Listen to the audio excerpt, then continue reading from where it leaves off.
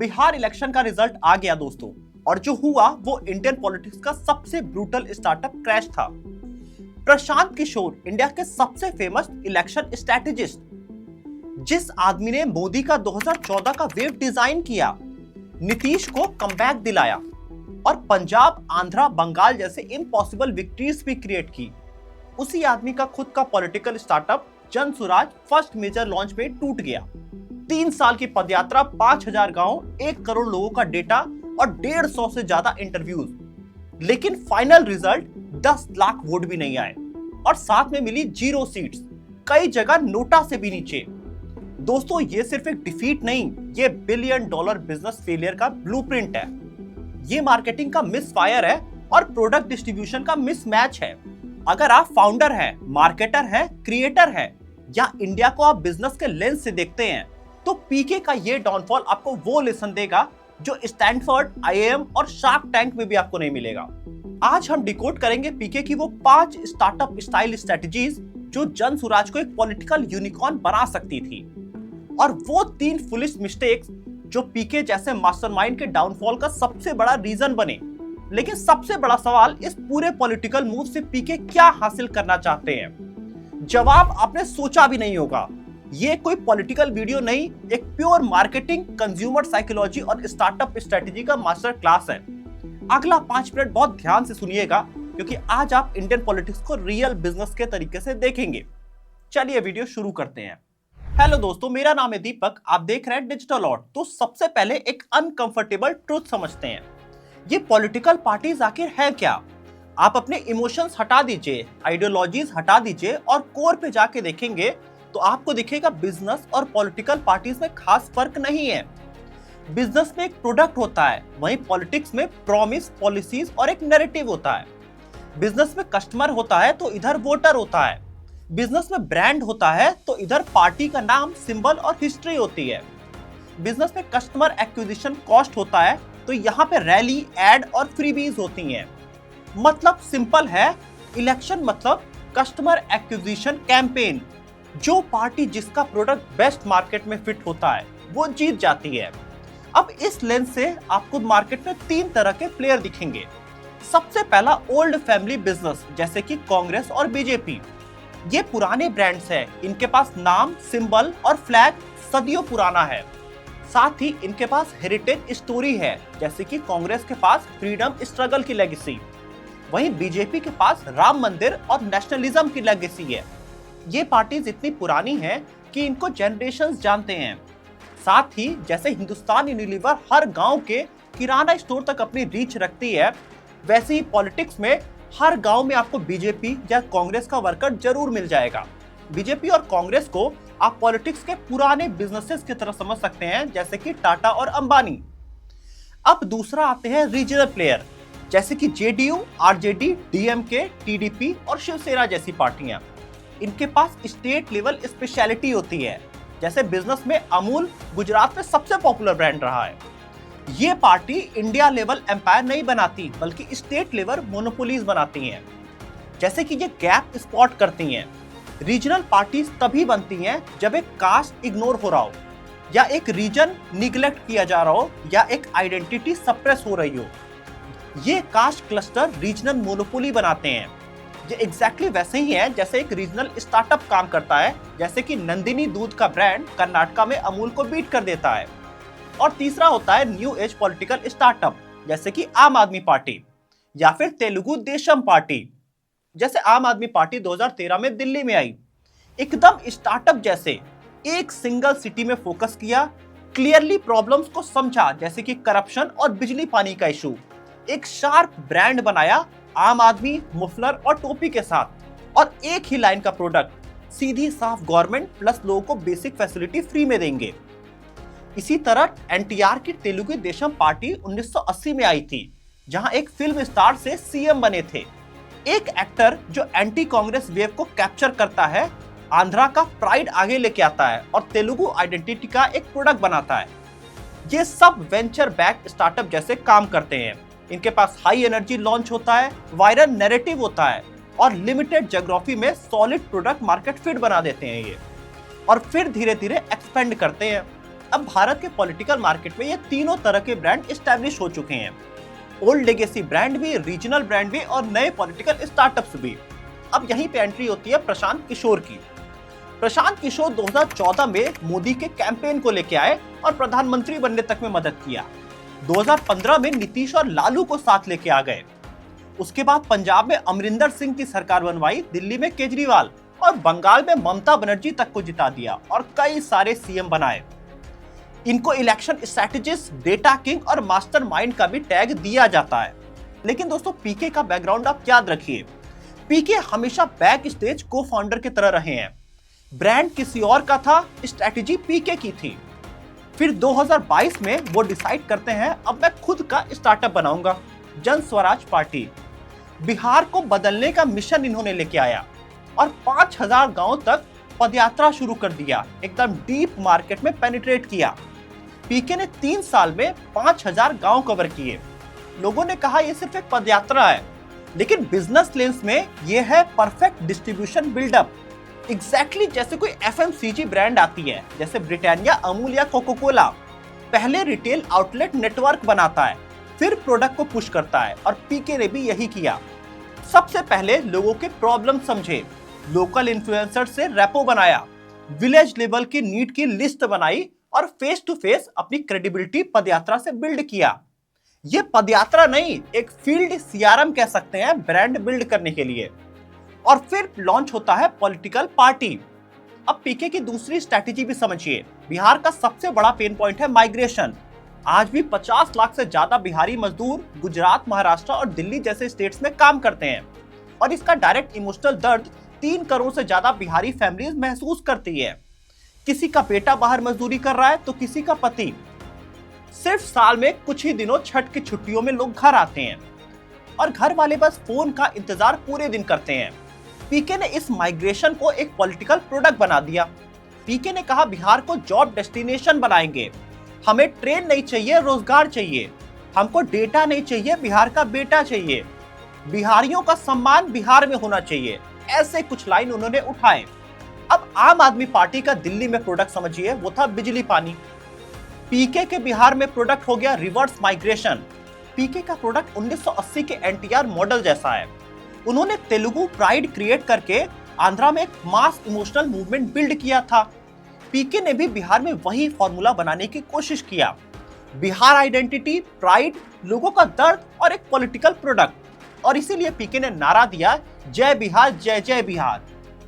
तीसरी स्ट्रेटेजी समझिए। इंडिया में इलेक्शन का सबसे बड़ा हैक होता है सिंबल। सिंबल मतलब इमोशन का शॉर्टकट, और हर पार्टी का सिंबल आम आदमी के डेली लाइफ से जुड़ा होता है। जैसे कांग्रेस का हाथ देख लीजिए। हाथ हम रोज देखते हैं, खाते वक्त भी, वोट देने जाते वक्त भी। बॉडी का सबसे फेमिलियर एलिमेंट हाथ ही होता है, इसीलिए इसका इजीएस्ट रिकॉल वैल्यू हमारे माइंड में क्रिएट होता है। वहीं आप बीजेपी का कमल समझ लीजिए।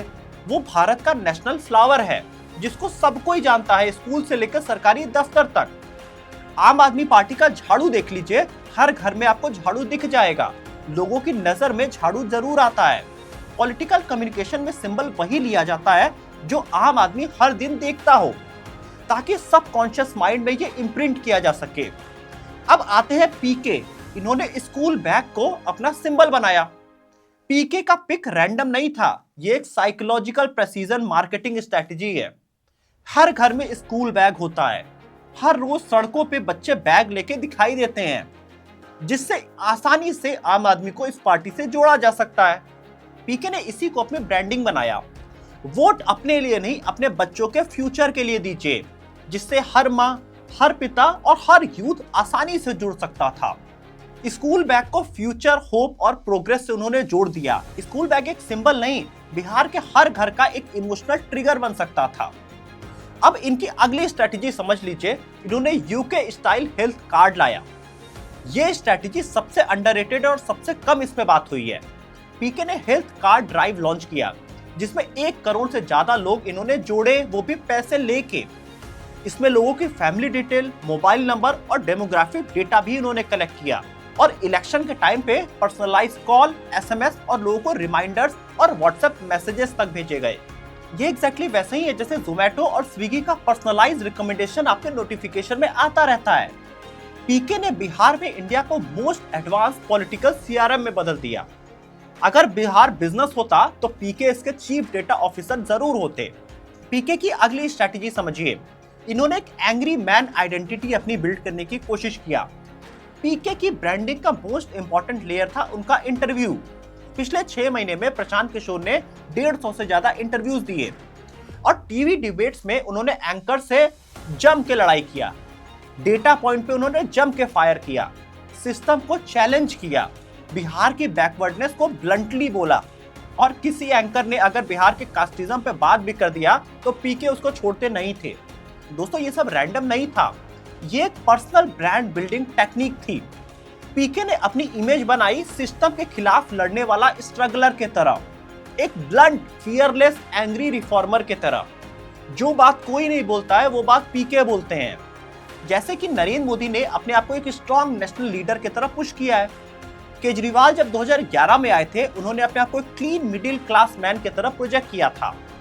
ममता बनर्जी ने अपने आप को एक स्ट्रीट फाइटर की तरह प्रोजेक्ट किया था जब वो आई थी, और ओवैसी अपने आप को एक मुस्लिम वॉइस की तरह प्रोजेक्ट करते हैं।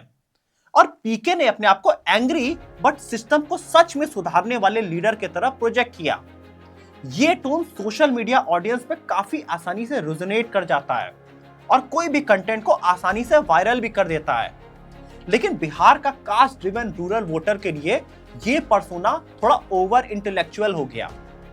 लेकिन फिर भी 5000 किलोमीटर की पदयात्रा के बाद भी पीके को 10 लाख वोट भी नहीं आए। आइए आपको 3 बेसिक रीजन बताते हैं जिस वजह से पीके की हार हुई। तो सबसे पहला रीजन है पीके के पास प्रोडक्ट मतलब सीएम फेस ही नहीं था। यही उनका सबसे बड़ा गैप है। पीके जब भी किसी पार्टी को उन्होंने जीत दिलाया उसके पास एक रेडीमेड हीरो फेस होता था। जैसे 2014 में मोदी का फेस, 2015 में नीतीश का फेस, 2017 में कैप्टन अमरिंदर का रॉयल और एक सीनियर फेस, 2019 में आंध्रा में जगन मोहन रेड्डी का एक रेबल फेस, 2021 में ममता बनर्जी का एक फाइटर फेस। वहां पीके ब्रांड बनाते थे पर प्रोडक्ट सीएम का फेस सामने पहले से होता था। लेकिन जन स्वराज में क्या हुआ? कोई भी क्लियर सीएम कैंडिडेट नहीं था। पीके से जब भी पूछा गया वो बोलते हमारी फेस तो जनता ही है, जनता जिसको चुनेगी बन जाएगा। ये लाइन सुनने में अच्छी लगती है पर इंडियन वोटर को ये कंफ्यूज कर देती है। बिहार जैसे कास्ट हैवी स्टेट में वोटर पूछता है हम किसको सीएम बनाएंगे। और सबसे बड़ा झटका, पीके खुद इलेक्शन लड़ने से पीछे हट गए। इससे क्या सिग्नल गया? पार्टी का कॉन्फिडेंस लो है, लीडर अपनी स्किन गेम में यूज ही नहीं करना चाहता, वोटर को कोई हीरो फिगर यहाँ पे नजर ही नहीं आया और पूरी पदयात्रा का मोमेंटम फ्लैट हो गया। ऐसे ही जैसे कोई फाउंडर बोल रहा हो मेरा प्रोडक्ट तो बेस्ट है लेकिन मैं उसे खुद यूज नहीं करता हूँ। मार्केटिंग की दुनिया का एक गोल्डन रूल है, ब्रांड तभी बनता है और तभी बिकता है जब उसका हीरो सामने दिखता है। आम आदमी पार्टी को केजरीवाल मिला, टीडीपी को एनटीआर मिला था, वाईएसआरसीपी को जगन मोहन रेड्डी मिले और बीजेपी को नरेंद्र मोदी जी मिले। बिहार में जन स्वराज को कोई फेस नहीं मिला। इसीलिए पॉइंट सिंपल है, पीके के पास स्ट्रैटेजी थी, डेटा थी, मार्केटिंग थी, बट कोई प्रोडक्ट मतलब सीएम फेस मिसिंग था। और इंडिया में स्ट्रैटेजी से इलेक्शन नहीं जीता जाता, फेस से जीता जाता है। अब पीके के हार का दूसरा सबसे बड़ा रीजन समझिए, इंडिया के पॉलिटिकल मैप में बिहार एक यूनिक मार्केट है और पीके की सबसे बड़ी स्ट्रैटेजी मिसमैच यहीं पे हुई। असल में दिल्ली का वोटर कैसे वोट देता है समझिए। दिल्ली में वोटिंग पैटर्न सिंपल है, बिजली पानी का बिल सस्ता हुआ कि नहीं तो वोट देंगे, स्कूल हॉस्पिटल इंप्रूव हुआ कि नहीं तो वोट देंगे, करप्शन कम हुआ कि नहीं। दिल्ली एक कॉम्पैक्ट सिटी है जहां पे हाई लिटरेसी है और मीडिया का एक्सपोजर बहुत ज्यादा है। दिल्ली में इशू बेस्ड वोटिंग होती है। लेकिन बिहार का वोटर कैसे वोट करता है? बिहार में इक्वेशन बिल्कुल अलग है। यहाँ पे कास्ट नेटवर्क होते हैं, यादव किस तरफ जाएगा, कुर्मी किस तरफ जाएगा और मुसलमान किधर जाएगा। पहले कास्ट डिसाइड होता है फिर पार्टी देखी जाती है। लोकल मुखिया बिरादरी का हेड ही फैमिली इंस्ट्रक्शन आज भी देता है। घर के 5-10 वोट एक साथ एक ही जगह पे पड़ते हैं। यहाँ पे इंडिविजुअल साइकोलॉजी नहीं, कलेक्टिव क्लैन बिहेवियर होता है। अब पीके का मॉडल क्या था? पीके का पूरा फ्रेमवर्क इशू बेस्ड पॉलिटिक्स पे था। गवर्नेंस, करप्शन, डेवलपमेंट और यूथ पॉलिटिकल रिफॉर्म, साथ ही पदयात्रा की मैसेजिंग और बिहार के फ्यूचर का नैरेटिव। ये सब काम दिल्ली, कर्नाटका, पंजाब, आंध्रा में आसानी से फिट हो सकता था, पर बिहार में आइडेंटिटी हमेशा इशू से बड़ी रही है। बिहार एक आइडेंटिटी लॉयल्टी मार्केट है, जहां कभी लालू का फेस, कभी नीतीश का फेस सबसे ज्यादा चर्चा में रहा है। और पीके का सबसे बड़ा प्रॉब्लम यही रहा कि उन्होंने कास्ट आर्किटेक्चर को क्रैक ही नहीं किया। यादव आरजेडी के साथ बना रहा, कुर्मी और ईबीसी जेडीयू के पास चले गए और अपर कास्ट बीजेपी के पास रही। वहीं मुस्लिम वोट एआईएमआईएम की तरफ चला गया। हर कास्ट का एक प्री डिसाइडेड पॉलिटिकल शेल्टर है। इस आर्किटेक्चर में घुसने का मतलब है 10 साल लग जाते हैं, और पीके ने सिर्फ 3 साल पदयात्रा किया। यहाँ पे कास्ट नेटवर्क जनरेशन से बना हुआ है। ये प्रॉब्लम नैरेटिव से नहीं, कई सालों के एफर्ट से सॉल्व हो सकती है, और यही पीके कर नहीं पाए। तीसरी और सबसे बड़ी प्रॉब्लम समझिए जिस वजह से पीके हार गए। असल में इलेक्शन के कुछ ही दिन पहले एनडीए ने लाखों वुमेन्स के बैंक अकाउंट में 10,000 रुपए डायरेक्ट ट्रांसफर किए। अब इस मूव को लोग पॉलिटिकल स्कीम के नजरिए से देखते हैं, पर बिजनेस लेंस में ये एक perfectly time value product launch था। असल में आज बिहार में महिला फैक्टर सबसे बड़ा है। महिलाएं डिसीजन मेकिंग में आज सबसे बड़ा रोल प्ले करती हैं, और जब बैंक में सीधे 10,000 आए तो घर में थोड़ी राहत मिल जाती है। लोगों को तुरंत मदद का एहसास होता है और सरकार पे भरोसा बढ़ जाता है, और साथ ही दिल के अंदर शुक्रिया का भाव भी लोगों के आता है। मतलब नैरेटिव, प्रॉमिस, विजन सब एक तरफ होते हैं, लेकिन जैसे ही लोगों के बैंक अकाउंट में पैसा आता है लोग सब कुछ भूल जाते हैं। ये साइकोलॉजिकली इंपैक्ट करता है लोगों को। सरकार मेरे लिए कुछ कर रही है। इलेक्शन के जस्ट पहले कोई भी दिया हुआ पैसा सबसे मैक्सिमम रिकॉल वैल्यू क्रिएट करता है। मार्केटिंग वर्ल्ड में इसे बोलते हैं पीक विजिबिलिटी विंडो। जैसे अमेज़न दिवाली सेल में लास्ट मिनट कैशबैक देता है, अब कंज्यूमर तुरंत इससे परचेज डिसीजन ले लेता है। पीके के पास पदयात्रा, नैरेटिव, विजन और मैसेज सब कुछ था। 500 रुपया और मुर्गा भात के लालच में आप वोट देते हैं, पर क्विक वैल्यू प्रोडक्ट नहीं था। उनका प्रॉमिस फ्यूचर का था और एनडीए का प्रोडक्ट प्रेजेंट का था। और इंडिया में इमीडिएट बेनिफिट हमेशा फ्यूचर के प्रॉमिस से जीत जाती है। हमने एक वीडियो में डिटेल में बताया है कि कैसे लास्ट कुछ गवर्नमेंट सिर्फ मनी ट्रांसफर पे बनी है। दोस्तों, पीके का नैरेटिव अच्छा था, पर 10,000 के नैरेटिव ने उन्हें 2 मिनट में आउटबिट कर दिया। लेकिन सबसे बड़ा सवाल यह है, पीके ने यह पॉलिटिकल स्टार्टअप लॉन्च ही क्यों किया? इस पूरे पॉलिटिकल मूव से पीके असल में हासिल क्या करना चाहते हैं? तो जवाब है इंडिया का 30% मिडिल क्लास वोटर। वही वोटर जो पुरानी पॉलिटिकल पार्टी से थक चुका है, करप्शन से फ्रस्ट्रेटेड है और एक फ्रेश, क्लीन और प्रैक्टिकल सॉल्यूशन ढूंढ रहा है। ये वही सेम वैक्यूम है जिसे 2013 में अरविंद केजरीवाल ने कैप्चर किया था, जब इंडिया का एक बड़ा एजुकेटेड सेक्शन सोच रहा था हमें एक ऑनेस्ट, करप्शन फ्री अल्टरनेटिव चाहिए। लेकिन टाइम के साथ वो अपील धुंधली पड़ती गई, नैरेटिव फेड हो गया और स्पेस फिर से एंट्री हो गया। और यही गैप पीके ने स्पॉट किया। पीके का पिच सुनिए, सिंपल था। एक ऐसी पार्टी जो 243 में 243 सीट पे लड़े, करप्शन पर जीरो कॉम्प्रोमाइज करे और बिहार को जॉब फैक्ट्री बनाए, माइग्रेशन को रिवर्स करे, साथ ही क्लीन गवर्नेंस और स्ट्रॉन्ग डिलीवरी दे।